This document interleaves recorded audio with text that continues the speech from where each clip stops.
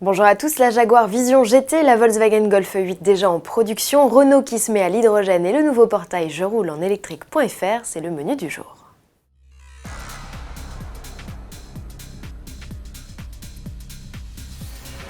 Au tour de Jaguar de lancer sa création délirante pour le jeu vidéo Gran Turismo. Voici sa Vision GT, un concept 100% virtuel au faux air de CX75. Ce n'est pas la seule source d'inspiration des jeunes designers à l'œuvre qui disent aussi s'être appuyés sur des modèles comme les types E ou type D. D'ailleurs, comme le modèle 3 fois victorieux des 24 heures du Mans, la console centrale flottante enveloppe le pilote. Le cockpit, lui, dispose d'une instrumentation de bord minimaliste et high-tech. Sous ce profil futuriste et athlétique se cache une motorisation 100% électrique conçue par les ingénieurs des e-Pace e-Trophy. La mécanique développe 1020 chevaux pour 1200 Nm de couple, de quoi s'affranchir du 0 à 100 km/h en moins de 2 secondes.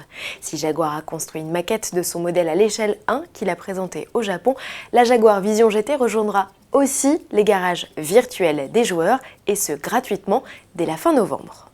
Retour à la réalité avec ces premières images de l'assemblage de la Golf 8. Ça se passe dans les usines Volkswagen de Wolfsburg, en Allemagne.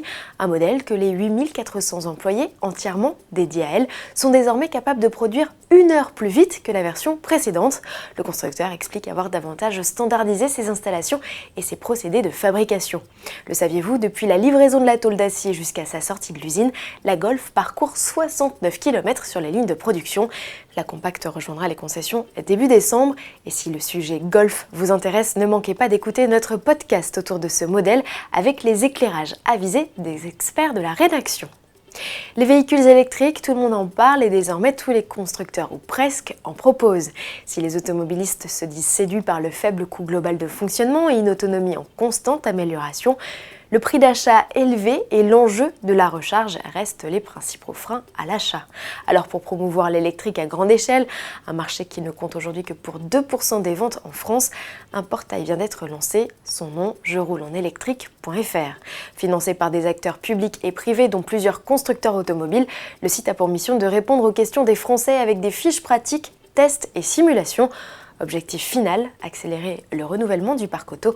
N'oublions pas que l'État s'est engagé à mettre fin à la vente de véhicules à moteur thermique à l'horizon 2040. On regrette que le site ne propose pas une liste exhaustive de modèles présents sur le marché et notamment des véhicules électriques à pile à combustible. L'hydrogène, une technologie sur laquelle s'investit Renault. Le constructeur s'est associé à Symbio, une filiale de Michelin, pour convertir 2 de ses utilitaires, les Master et Kangoo. Le Ludospace en version tollée sera le premier à hériter de cette technologie dès la fin de l'année 2019. Il profitera de 370 km d'autonomie contre 230 pour le Kangoo à batterie rechargeable, mise à prix 48 300 € hors taxes et hors aide. À son arrivée, début 2020, le Master Z2 hydrogène triplera son autonomie avec 350 km de réserve. Et si l'hydrogène permet d'offrir un temps de recharge record, il faut seulement 5 à 10 minutes à la pompe. Ces dernières sont encore trop peu présentes en Europe. On parle de 12 stations en accès libre en France et 60 en Allemagne. À demain.